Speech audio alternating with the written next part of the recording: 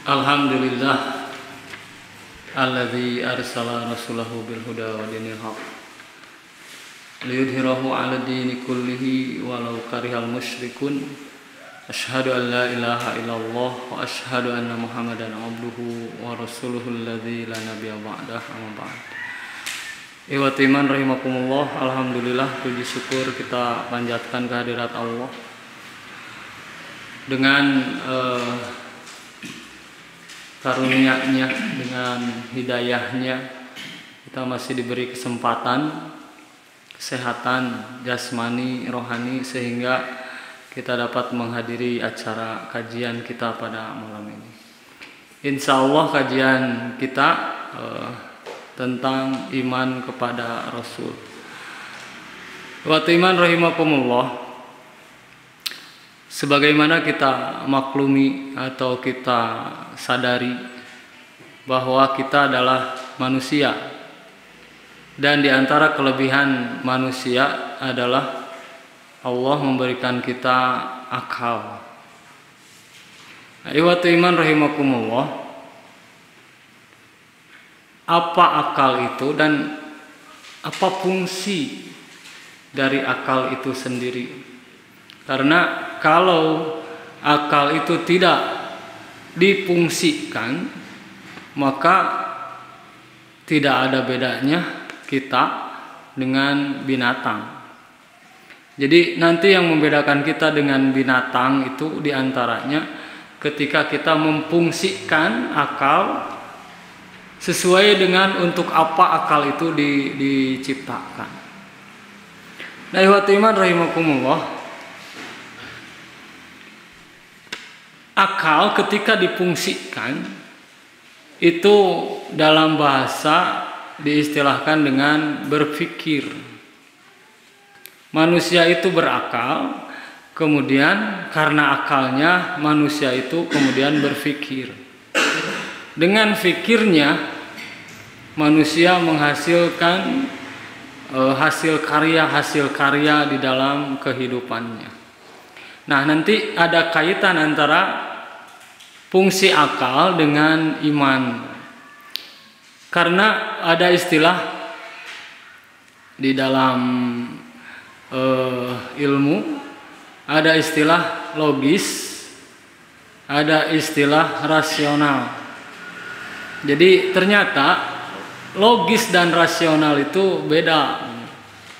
Nah, iman ini ada di atas itu, di atas logis, di atas rasional. Itu, di atasnya itu ada iman. Ketika seseorang tidak beriman, maka mereka hanya menggunakan akal secara logis dan rasionalis saja. Contoh Pak, contoh sederhana. Lamun aya anu labuh di lantai 10, kira-kira apa yang terjadi? Jelema, orang, manusia jatuh di lantai 10 karena aspal. Kira-kira apa yang terjadi? Hancurnya, matinya. Nah, itu adalah logis dan rasional. Tetapi kalau iman tidak berkata seperti itu. Karena mati itu bukan karena jatuh. Pek teu keur ragrag teh kitu aya jelema nu ngaliwat, Pak, katinggal eta jelema teh. Ternyata nu maot nama lain anu ragragna, tapi nu katinggangna. Kita secara akal, secara logika, nu muragna nu maot teh, Pak. Ternyata takdir itu tidak seperti itu. Jadi ketika Allah menyebutkan bahwa sedekah itu akan bertambah dan riba itu akan hancur, maka logika manusia itu tidak bisa menerima itu. Urang gaduh artos 10.000, Pak. Asupkeun ka kenceleng masjid 1.000. Jadi sabaraha artos urang? Artos urang teh 10.000 nya. Ribuan misalnya 10.000 teh jumahan ngaliwat kenceleng ke urang teh diasupkeun 1.000. Uang kita jadi berapa? 8.000-nya. Dan nu 1.000 mah geus asup kana kenceleng. Eta akal kan, tapi cik Allah mah sanes kitu. Uang kita itu minimal 700.000 jadina. Kan satu itu dikali 700 itu minimal. Kan secara akal teu asup gitu ya. Teu asup akal. Kan kenyataannya uang kita jadi 8.000. Tapi cek iman uang kita jadi 700.000. 700 kali. Nah, itu salah satu bahwa iman itu berada di atas akal. Jadi orang kalau hanya menggunakan akal saja, rasional, logis, tanpa iman, hanya berpikir sebatas itu saja. Realistis, realita, berpikir sebatas itu, tidak ada lebihnya dari itu. Nah, maka di dalam hadis, nah ini sahih, kita juga sudah tahu, Rasul bersabda, kullu mauludin yuladu alal fitrah. Setiap anak yang dilahirkan itu yuladu alal fitrah. Mereka dilahirkan dalam keadaan fitrah. Apa itu fitrah? Nah, ini nanti yang membedakan mana akal, mana fitrah. Kita nyebut fitrah itu suci. Sering diartikan fitrah itu suci. Di dalam Mufradat Ar-Raghib Al-Asfahani beliau mengatakan yang disebut fitrah itu raqaballahu alal insan. Yang disebut fitrah itu Allah menempatkan kepada al-insan manusia min kuatihi dari kekuatannya ila ma'rifatil iman untuk mengenal iman. Fitrah ini ditempatkan oleh Allah ke dalam diri manusia supaya manusia ini dengan kekuatannya dapat mengenal iman. Jadi setiap bayi itu Allah itu dibekalan fitrah. Dengan fitrah itu dia akan mengenal iman. Iman ini nanti dikenali oleh fitrah, bukan oleh akal. Kenapa? Karena kenyataannya banyak manusia yang sampai mati tidak beriman, padahal boga akal. Berarti fitrahnya yang tidak berfungsi. Pak abawahu, kemudian ibu bapaknya. Ada juga yang menafsirkan pak abawahu ini lingkungannya. Yuhawidanihi wa yunasironihi wa yumajisanihi. Ada yang menjadikan si anak ini menjadi Yahudi, Nasrani, Majusi. Kenapa tidak wa yusallimanihi, mengislamkan? Karena ternyata kita ini terlahir dengan Islam itu. Fitrah itu adalah keislaman dan kita terlahir dengan keislaman itu. Kemudian dirubah oleh keluarganya, oleh lingkungannya menjadi bukan Islam. Jadi mun urang teu kedah sahadat deui, Pak. Da urang mah geus Islam di jero beuteung keneh. Kecuali ketika hidup kita keluar dari Islam. Kerek asup Islam deui, nah kara sahadat deui. Dan fitrah ini itu berada di atas akal manusia. Dengan fitrah manusia mengenal keimanan. Jadi orang apa iman itu lain menang mikir gitu. Tapi fitrah ini yang kemudian mengenal iman. Iwat iman rahimakumullah, tetapi Islam tidak menyampingkan akal pikiran manusia. Maka di Al-Qur'an sok aya nih, afala ta'qilun, afala tatafakkarun. Allah memanggil akal, Allah memanggil pikiran. Coba pikirkan. Coba, atau dalam ayat lain afala yatadabbarun. Coba pikirkan. Ada perbedaan Pak antara tafakur sama tadabur. Prosesnya sama, proses berpikir. Kalau tafakur ini menurut ulama adalah tasarruful qalbi, yaitu mentasarrufkan hati, pekerjaan hati bina dori dalil, dengan melihat petunjuk-petunjuk. Ya namanya tafakur. Mikir dengan melihat dalil, petunjuk. Ya, iya lamun kieu bakal kieu, mun kieu bakal kieu. Ini namanya tafakur. Dengan dalil maka dia berpikir. Mun aya nu ngebut, Pak, aya naik motor ngebut, ieu mah sigana ya labuh ya. Kenapa? Nah, orang bet mikir bakal labuh karena ada petunjuk pilabuheun gitu. Upami tadabur mah tasarruful qalbi, pekerjaan hati atau berpikir bina doril awakibi, dengan melihat akibat-akibat. Maka di Al-Quran disebut afala yatadabbarunal Quran. Jadi karena Al-Quran mah tadabur sanes tafakur. Tadabur, lihat akibat-akibat yang terjadi karena kekufuran itu. Tadabur karena Al-Quran. Akal kita melihat akibat-akibat. Ia namanya tadabur. Ketika akal kita melihat petunjuk-petunjuk, ini namanya tafakur. Nah, Islam tidak menafikan akal pikiran, tetapi keimanan itu bukan dari akal pikiran.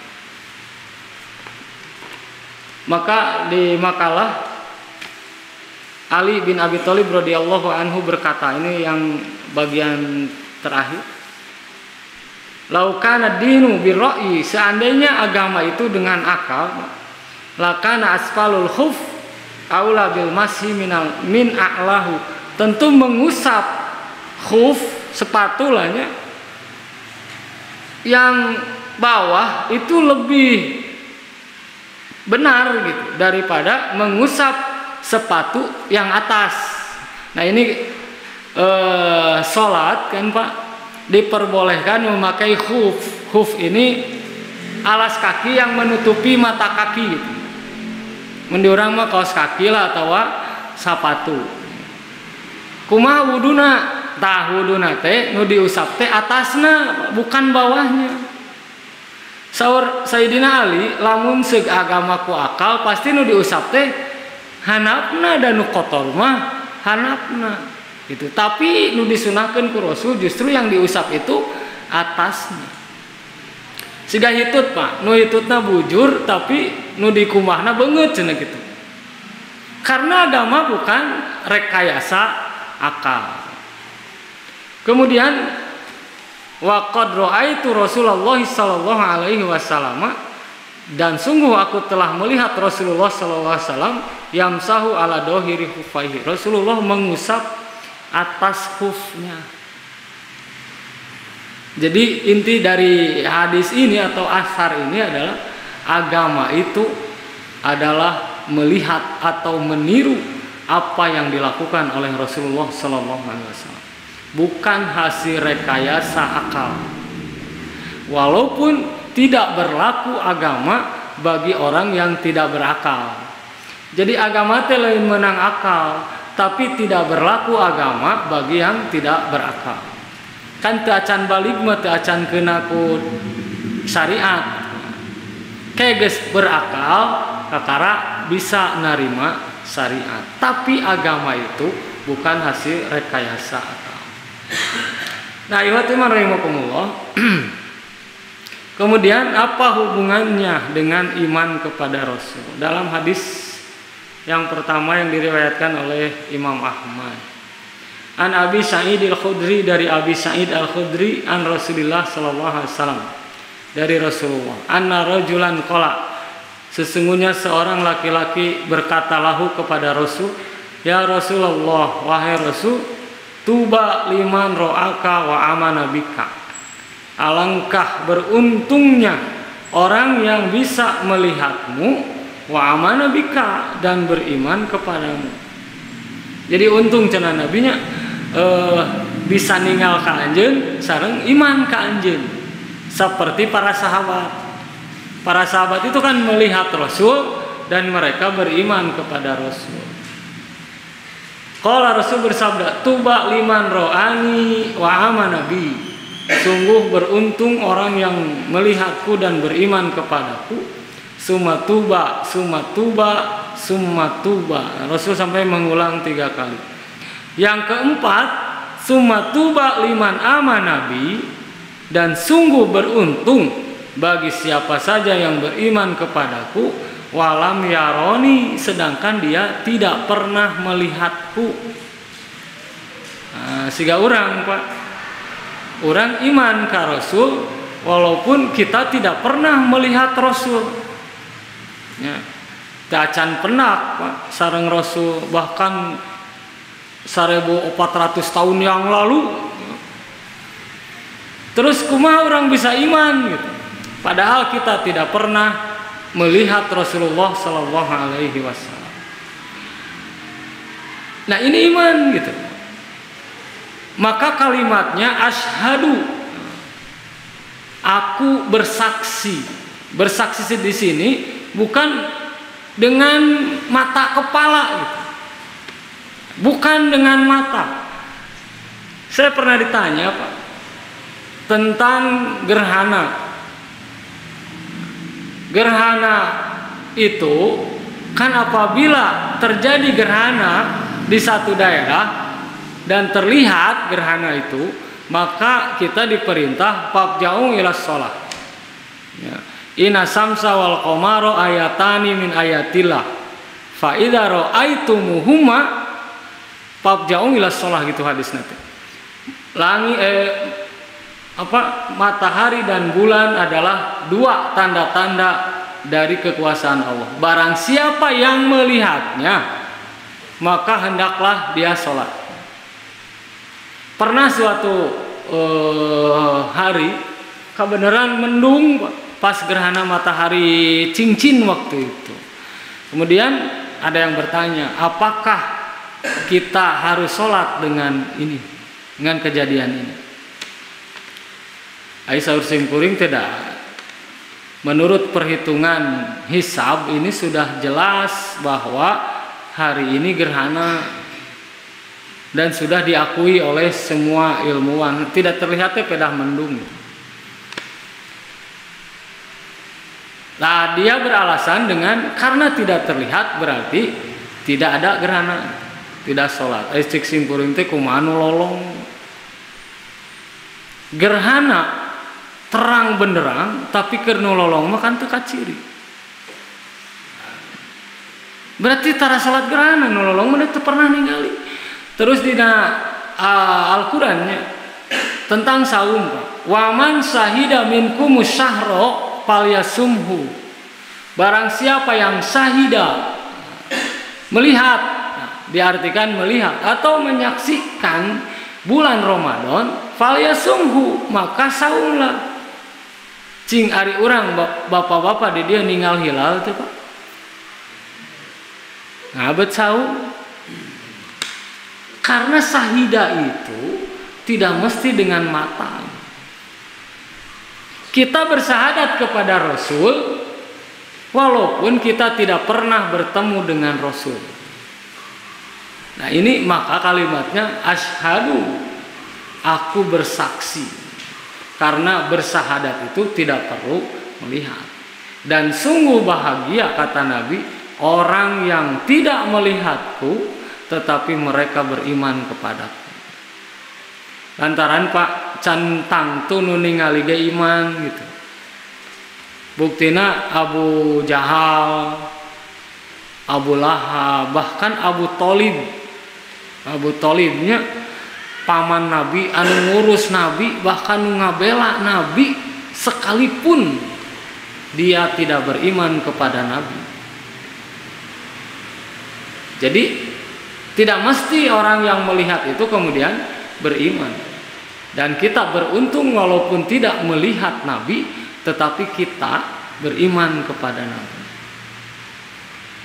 Qala lahu rajulun, orang itu berkata, wa ma tuba, apa itu yang disebut tuba? Qala, Rasul bersabda, syajaratun fil jannati masiratun mi'ati amin siyabu ahlil jannati. Jadi yang disebut tuba itu nanti di surga ada pohon yang bernama tuba. Pohon yang bernama tuba itu sangat besar, bahkan sejauh masirata mi'ati amin, sejauh 100 tahun perjalanan baru sampai di ujungnya gitu. Jadi tuba ini ketika ditempuh itu teh jaraknya 100 tahun perjalanan. Ini menunjukkan kebaikan. Jadi sekali lagi, beriman kepada Rasul tidak mesti melihat Rasul. Jadi teu kudu ninggalkan Rasul. Cuma nanti bagaimana cara beriman. Karena beriman itu kan tasdiku biqalbi, pertama meyakini dari hati. Yang kedua ikrar bil lisan, diikrarkan dengan lisan. Jadi teu bisa iman lamun dinu hate wungkul tanpa diikrarkan. Ini kesepakatan seluruh ulama. Yang disebut iman itu yang pertama tasdikun biqalbi, meyakini di dalam hati. Yang kedua ikrar, harus diucapkan. Maka di KTP kudu ditulis urang teh Islam. Ini bentuk ikrar sebagai orang Islam. Harus diikrarkan, tidak boleh disembunyikan keislaman itu. Yang ketiga wa amalu bil arkan, kemudian diamalkan oleh seluruh anggota badan. Kakara diaku tah nu kieu iman.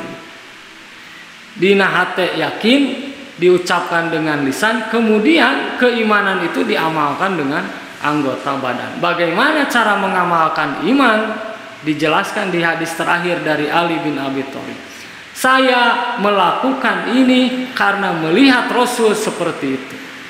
Ketika Umar bin Khattab nyium Hajar Aswad, cek Umar tekan anjeun teh batu, kuring ge nyaho anjeun teh batu. Teu bisa nganaon, tidak memadorotkan, tidak memberi manfaat. Kenapa saya mencium kamu? Karena saya melihat Rasul nyium anjeun. Jadi tidak ada keyakinan terhadap batu itu kecuali hanya melihat Rasulullah melakukan itu. Ya iman ka Rasul itu seperti itu. Jadi mun aya orang non muslim nyebutkeun orang Islam ge nyembah Ka'bah cenah. Ya, lantaran sholat menghadap Ka'bah. Kita sholat menghadap Ka'bah itu karena diperintah sholatnya ngadep Ka'bah. Lamun ditakdirkan Ka'bah na teu aya misalnya Pak, urang rek sholat mah ditakdirkan nauzubillahnya misal ieu mah umpama saja gempa misalnya teh di Arab Ka'bah teh runtuh Pak. Sholat mah urang sholat. Da Ka'bah mah hanya kiblat saja. Bahkan lamun Ka'bah na teu aya, danger urang mah salat teh menghadap ka dinya, bukan menyembahnya. Ayo teh iman rahimakumullah, kenapa? Karena dititah urang teh pawali wajhaka syatrul Masjidil Haram, sangarepkeun beungeut anjeun ka arah Masjidil Haram. Sangarepkeun beungeut anjeun ka arah Masjidil Haram, hanya sebatas itu. Tidak ada keyakinan apapun di dalam diri kita terhadap Ka'bah itu. Ulah nepi ka aya nu nerangkeun kudu ngahadirkeun Ka'bah di nu hate, tidak. Tidak, Ka'bah itu hanya kiblat saja. Bahkan aya ge nu naroskeun ka abdi kengeng teh cenah di masjid ditempelan gambar mihrab Ka'bah. Di mihrab gambar Ka'bah. Aisyah Rabi itu kerenaun atau maksudnya bukan boleh atau tidak boleh, tapi apa yang maksudnya naon gitu. Maksudnya naon buat Ka'bah. Ini ada unsur nanti, ada unsur menghadirkan Ka'bah di dalam sholat. Padahal Ka'bah mahnya kiblat saja. arah sholat saja, tidak mesti menghadirkan Ka'bah di nuhat. Ayo iman rahimakumullah, karena kita sholat menghadap Ka'bah itu karena disuruh. Muncul Allah teh pindah sholat teh kawetan, pindah orang mau loba carita sami'na wa ata'na. Dan akal kita karena di bawah keimanan, maka sanajan teu kaharti ku akal, kita akan tetap melaksanakan. Ya contohnya paburatnya, contohnya ibuna Nabi Musa alaihi salam. Ya nunjukin bahwa akal itu di bawah iman. Ketika Firaun mengumumkan pembunuhan setiap bayi yang lahir, tadi kersakeun ku Allah Nabi Musa teh lahir pas tahun eta, pas tahun diumumkeun pembunuhan bayi. Kumaha saur Allah? Nyieun peti, terus palidkeun di Sungai Nil. Cing kira-kira nurutkeun akal budak orok karek borojo dipalidkeun di Sungai Nil. Kan teu kaharti ku akal. Mun urang bade ngalakukeun kitu, urang pasti mikirna 2 kali, 3 kali, bahkan mungkin moal dilakukeun ku. Urang teh budak gering misalnya bawa ka ustad. Cek ustad dilelepkeun we ka sumur ieu budak teh. Cing kira-kira urang kumahanya. Tapi ibu Nabi Musa itu karena iman, dilakukanlah apa yang Allah perintahkan. Dipalidkeun eta. Salamet. Da pasti Allah nitah itu pasti ada kebaikan di dalam perintah. Nabi Ibrahim alaihissalam itu sampaikan di tafsir Al-Qurtubi itu ujianana teh Pak nepi ka 30 jenis ujian. Kurang lebih 30 jenis ujian yang Allah berikan kepada Nabi Ibrahim. Nu pangringana nepi ka pangberatna. Bisa disebutlah nu pangringana teh dititah disunatan di umur 80 tahun. Keur naon pada tos teu diangge mun urang nya 80 tahun. Kuna ku Allah teh titah diteuteu. Nabi Ibrahim teu lami. Neangan alat punya lira tadi bius teu naon meureun data can aya. Digugu. Kenapa digugu? Iman. Keur naon atuh? Geus umur 80 tahun tapi diteukeun. Nu paling ngeri nu Pak dititah mencit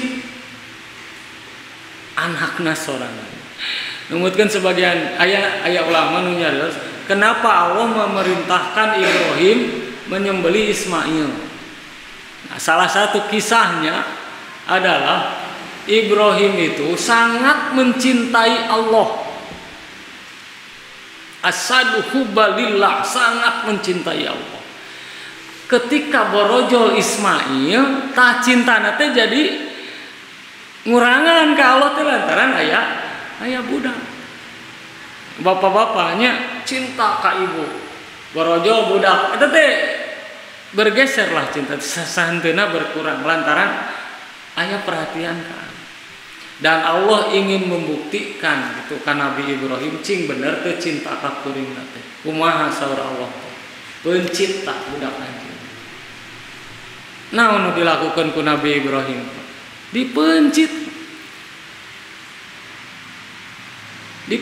eta Nabi Ismail alaihissalam untuk membuktikan kecintaan kepada Allah. Walaupun pada akhirnya ku Allah tetulusnya, dah bukan itu intinya, bukan itu intinya, itu ujian.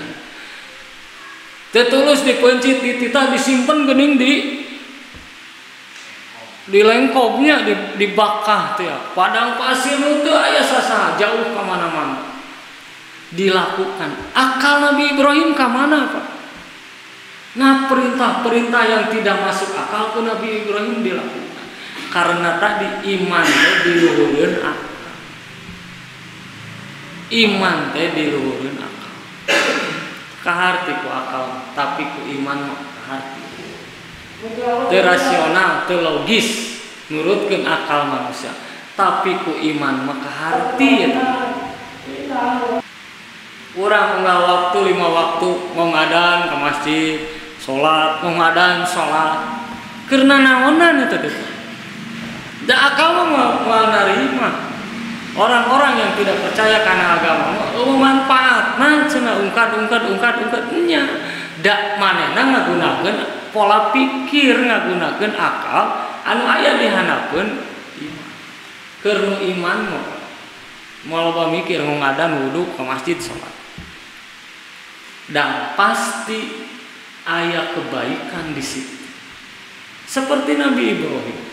Fa'atamahunna saur Allah, dan Ibrahim menyempurnakan semua ujian-ujian. Teu asup akal. Teu asup akal.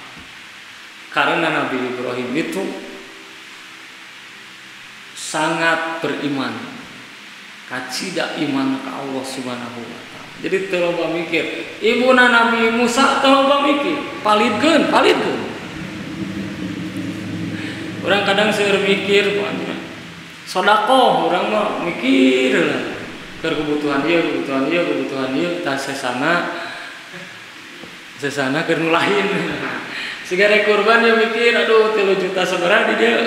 Pausannan 3,5 juta ya, aduh. Mikir lah urang teh nya. Keur bayaran sakola budak mangkaning daftar ulang teh beneran. Daftar ulang lah. Kita ini masih ya, iman teh masih rata meureun jeung akal teh nya. Iman teh keur urang mah masih di pikiran. Masih di pikiran. Da sugan geus mencit kurban teh terus naon, Pak? Geus we da kan. Teu aya naon gitu. Nya kalau kita menggunakan akal di dalam beribadah, maka ibadah mah lain akal batasan ukuran, tapi keiman. Dan ini tauhid. Ini tauhid. Jadi sekali lagi iman itu harus berada di atas akal. Kemudian nafsu mah. La yu'minu ahadukum, tidaklah beriman kalian hatta hawa tab'an bima unjiltu bi, sampai hawa nafsu itu tunduk patuh kepada apa yang Allah turunkan kepadaku. Teriman sampai hawa nafsu itu tunduk karena Al-Quran. Lamun hawa nafsu can tunduk karena Al-Quran, can iman berarti. Ibu-ibu nya menerangkan dalil naon Pak? Nya eta nya. Pankihu ma tobalakum minan nisa masna wa sulasa wa ruba, langsung beureum itu teh. Padahal da suami teh. Kenapa? Karena hawa nafsu. Saurna Pak, si Qarun teh umat Nabi Musa. Asalnya beriman kepada Nabi Musa alaihissalam sampai turun ayat zakat. Qarun harta anjeun teh hitung jeung kaluarkeun zakatna. Tidinya Pak, eureun iman teh. Ieu teh harta kuring, nang usaha kuring, hasil usaha kuring, menang mikir kuring, ayeuna geus loba kari-kari anjeun menta motong tina harta kuring. Naon ieu teh kitu? Lamun anjeun bener, nepi ka kitu kan si Qarun kuring cilaka, tapi lamun kuring bener anjeun cilaka. Pada akhirnya ku Allah kan dikalepkeun si Qarun teh jeung harta. Ya, nah hasil usaha orang, hasil neangan orang jadi pada orang, enak kari-kari geus hasil terus dipenta keur kepentingan agama. Akalna teu narima, hawa nafsu teu narima. Nah, ikhwatu iman rahimakumullah, maka orang yang beriman akan mengorbankan rasionalitasnya. Lamun ternyata rasionalitas itu bertentangan dengan syariat. Orang yang beriman akan mengorbankan logisnya. Lamun logis itu bertentangan dengan syariat. Agama itu dibangun bukan dari dasar akal dan pikiran, tapi iman. Contohnya sederhana Pak, orang kurban, saur Nabi mandabah qabla shalah. sing sanu mencit kurban, mencit domba samemeh salat Id, maka itu mah keur dirina teu asup kurban sedekah eta. Waman dabah, dan siapa yang menyembelih ba'da sholat saat sholat Id tak ya kurban teh anana udhiyah. Naon bedana Pak? Cek akal. Domba nu dipencit samemeh sholat Id jeung domba nu dipencit saentos sholat Id. Kan sami wae dagingna kitu dombana eta. Tapi cek Nabi tak ieu kurban, ieu lain kurban. Cek akal mah dasar wae atuh naon bedana, tapi tidak. Agama itu lebih dari itu, lebih dari akal. Domba badag banyak. Alus ya domba teh. Wah, sigana gede dagingna. Tapi tandukna potong. Ieu domba rada leutik ya, tapi mulus. Cing mana nu sah dikurbankeun? Nu leutik sanajan. Da lain ngabagi daging cenah kurban. Umat Islam setahun sekali ngadahar daging atuh sangsara urang teh nya ngadahar daging kudu setahun sekali. Bukan. Idul Adha atau ibadah kurban ini ibadah dasarna iman, bukan akal. Pancena ari tanduk makan teka tuang padahal lamun dipencet ge dipiceun tanduk mah saha nu bade nuang tanduk dijual teh payung. Ada lain akal, ukurannya itu bukan akal, ini ibadah. Dalam mencek akal apa? Daripada beli sapi, beli domba, mending beli daging. Beli dagingnya 3,5 juta sakumaha, lumayan itu teh. Urang teu kudu ngumah kadut, teu kudu ngurutan, teu kudu kan meuli daging balikeun. Leuwih praktis deui Pak, tong dibalikeun daging duit ka bungkusan. Bagikeun, genah kan? Tapi da agama mah lain kitu. Mata kaya nu ngomong teu kudu jauh-jauh cenah ibadah haji, meakeun duit, meakeun tanaga. Lain masalah jauhna lain, tapi agama syariat itu seperti itu petunjuknya. Dan ini batasan iman. Tong make akal da moal asup, moal kaharti ku akal. Dan ini akan dibuktikan oleh Allah Subhanahu wa taala ke dia. Maka ujian Nabi Ibrahim termasuk ujian Nabi Ibrahim yang paling berat di dalam tafsir itu. Ujian Nabi Ibrahim yang paling berat itu lain ngeureut disunat bukan mencit Nabi Ismail bukan. Tapi kalimat-kalimat perintah-perintah dan larangan-larangan Allah itulah ujian yang terberat. Ujian nu berat teh Pak ka urang sanes sangsara sanes gering. Da sangsara jeung gering mah nu tara salat oge da ngalaman. Nah, nu susah teh lain orang Islam wungkul. Loba orang kafir ge nu susah, ngan urang teu nyaho we kitu. Nu gering lain iman wungkul, loba orang kafir ge nu gering. Dan ini mah bukan ujian yang berat, ini mah bagian dari dinamika kehidupan. Susah senang gering ya cager.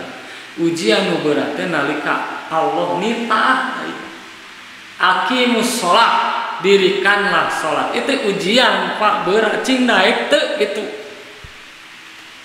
Dan Nabi Ibrahim semua ujian itu dituntaskan dengan baik. Kita mencit kurban ujian itu. Nah, saha nu boga duit paman wajada sa'atan li ayudhiya falam yudohi, barang siapa yang mempunyai keleluasaan pada saatnya Idul Adha tapi tidak menyembelih, sahur Nabi fala yaqrabana musallana, ulah deukeut ka tempat salat kamu. Kan ujian ya teh Pak, budak rek daftar sekolah, pamajikan hayang ganti HP, duit ngan 3,5 juta, pas kurban cing bapak rek mana milih.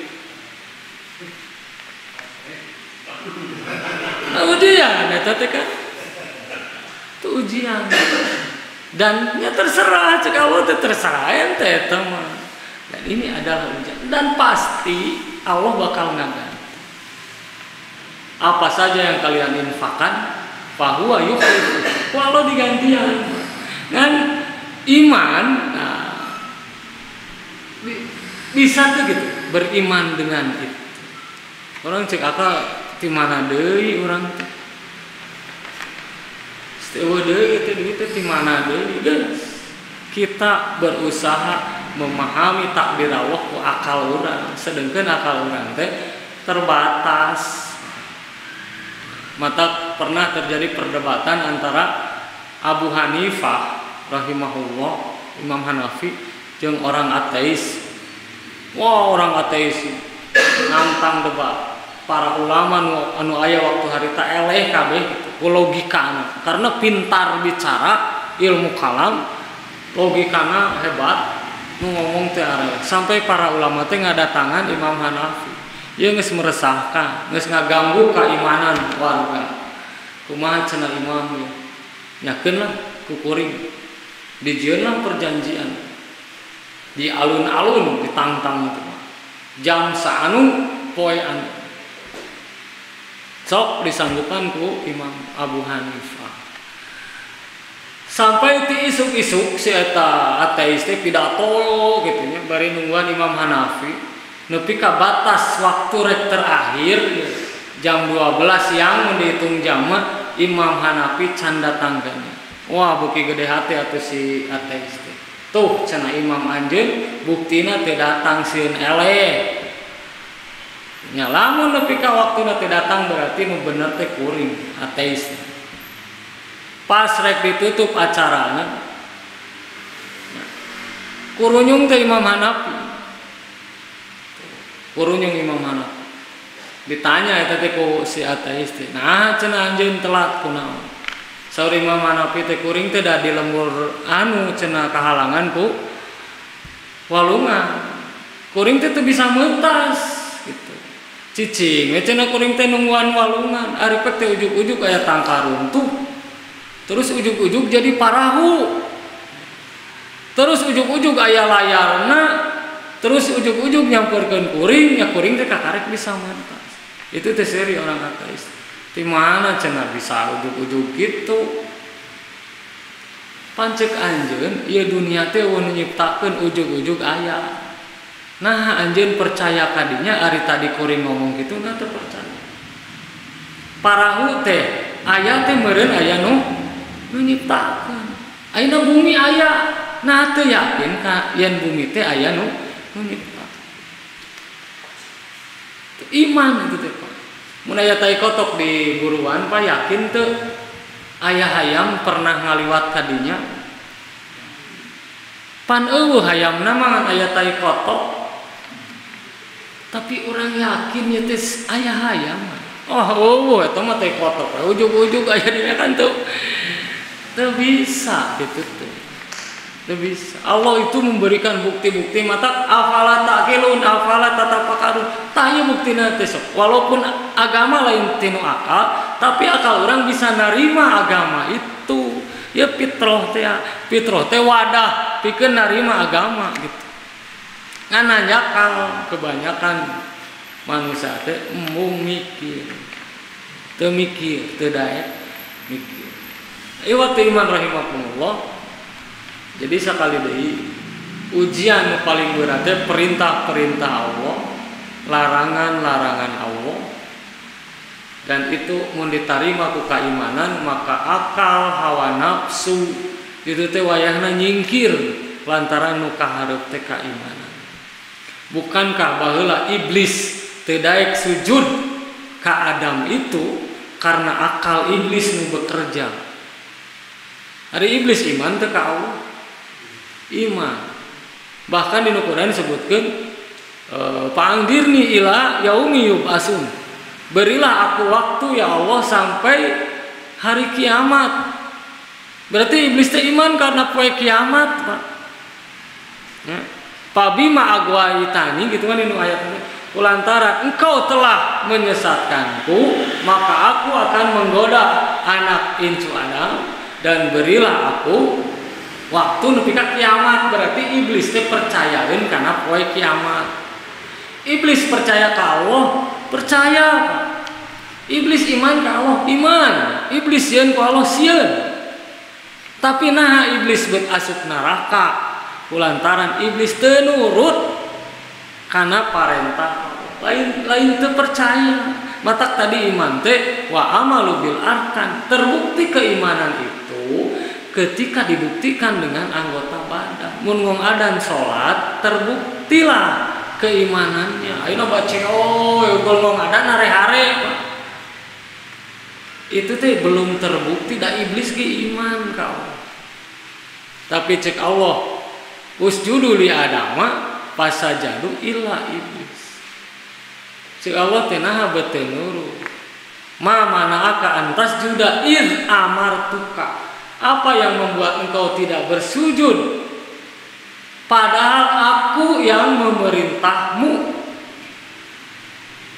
Cek iblis kumaha ana khairu minhu tah. Itu teh nyambung sebenarnya mah jawaban teh. Kuring leuwih alus tibatan Adam. Khalaqtani min nar wa khalaqtahu min tin. Kuring mah dijieun tina seuneu, Adam mah dijieun tina taneuh. Teu nyambung teh Pak. Cek Allah teh naha anjeun teu sujud nalika kuring nitah. Eta teh pertanyaan Allah teh. Mun kieu mah alasanna ya Allah nyeri tuur. Ya Allah, yuk di dieu bisul moal naon? Moal naon? Gitu. Tapi teu nyambung ngajawabna teh. Kuring leuwih alus tibatan Adam. Padahal Allah teu nanyakeun eta. Nah, beuteus salat cing alasanna naon? Mangga ditarosnya karena diri orang masing-masing. Ngom ada, nah urang beuteus salat. Cek ibu-ibu teh da nuju head, teu naon kan? Ya orang bakal ngajawab. Ya, mun hilap, nah dihampuran ke mun ingetnya sholat. Terus naon alasan? Mangga taros diri orang masing-masing. Maka, nah di dia singkuring nyana salah satu hadis tentang keutamaan Abu Bakar. Kenapa beliau disebut Abu Bakar Siddiq? Nama kan Abdurrahman gitu, apa mitolopat? Abdurrahman bin Abi Kuhafah. Abu Bakar teh digelaran kunyahna Abu Bakar. Abu Bakar teh Bakar teh bikrun nyaeta parawan. Ari parawan teh nyaeta Aisyah. Kulantaran Abu Bakar teh bapana Aisyah. Ieu namina kunyah. Lakobna gelarna Siddiq. Kenapa Siddiq? Ya hadisnya dari nama Abdurrahman bin Abu Kuhafah. Abu Kuhafah teh bapakna. Terus gelar Abu Bakar teh Al-Atiq. Al-Atiq teh kasep. Abu Bakar teh badannya tidak gemuk, tidak terlalu kurus, wajahnya tirus. Maka bayanglah kurang bodas. Mata ku bapana ge disebut Al-Atiq. Al-Atiq teh geulis, kan lalaki gitu. Lalaki geulis teh berarti kasep pisan gitu. Gambaranana seperti itu. Upami Umar bin Khattab mah kan mun ngaliwat ge setan lumpat, berarti kebayangnya Umar bin Khattab mah. Mun numpak kuda saurna Umar bin Khattab mah sampean teh ngagapuy, Pak. Jangkung gede berarti naik kuda sampean ngagapuy. Umahanya mun urang naik kuda kan ngangkangnya Umar mana pegang agak. Masya Allahnya Umar itu hebat gitu. Tapi Abu Bakar ini terkenal dengan siddiqnya itu.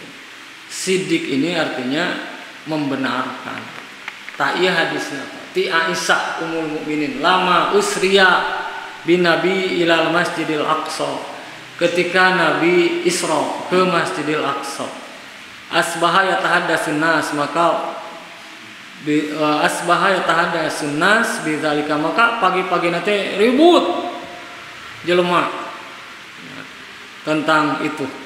Fartadda nasu mimman kanu amanu bih, maka banyak manusia yang kembali murtad setelah beriman sebelumnya beriman.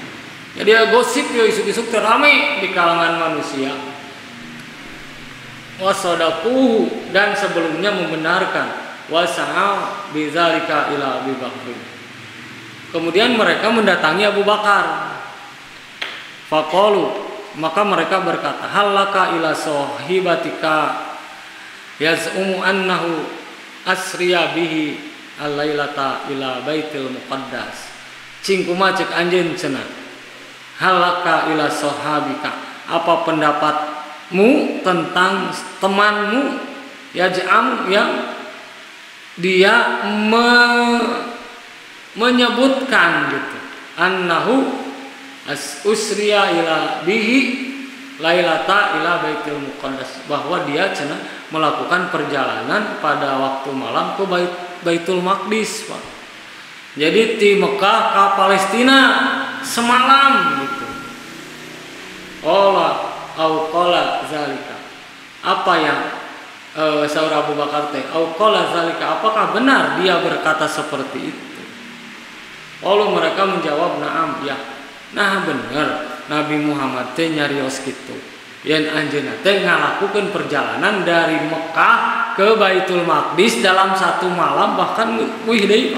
Bukan bahkan sanes ka Baitul Maqdis nepi ka Sidratul Muntaha ka langit. Sawengi cing kumaha cenah cek anjeun babaturan anjeun ngomong kitu.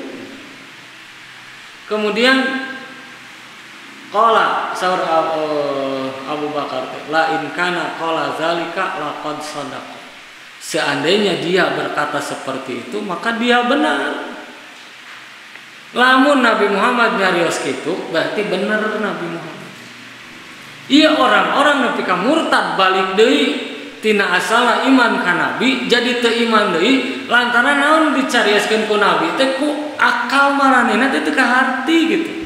Nya gitu bisa ini capeuting ti Masjidil Haram ka Masjidil Aqsa itu tuh jauh pisan. Umar bin Khattab numpak onta itu 6 bulan karek nepi teh. Bolak-balik teh. Iya sapeuting bisa balik deui. Kahati teh cenah ku anjeun Abu Bakar. Cek Abu Bakar teh lamun Nabi Muhammad nyarios kitu berarti bener eta teh. Cing Abu Bakar ngagunakeun naon pa bisa nyarios kitu? Ngagunakeun iman da ku akal mah teka harti Pak ku akal. Tapi Abu Bakar menggunakan iman. Qalu au tusaddiquhu annahu dhahaba lailata ila Baitul Maqdis. Apakah engkau membenarkan bahwa dia pergi satu malam saja ke Baitul Maqdis wa jaa qabla ayusbiha, dan dia datang sebelum subuh? Ayo pertanyaan maranehna ka Abu Bakar. Nah benar anjeun yakin yen dulur anjeun babaturan anjeun teh bener indit sapeuting terus sampai meh subuh geus aya di imah deui. Nah anjeun benar membenarkan itu. Nah, jadi teu kaharti ku akal. Saur ilmu pengetahuan ayeuna oge sigana can nepi nya ari nepi ka sapeuting mah gitu. Buat kereta cepat ke Jakarta Bandung teh sabaraha jam saudara? 2 jam ya? 2 jamnya tuh itu Bandung Jakarta. Eta ge mun teu nyungsruk keretana nya.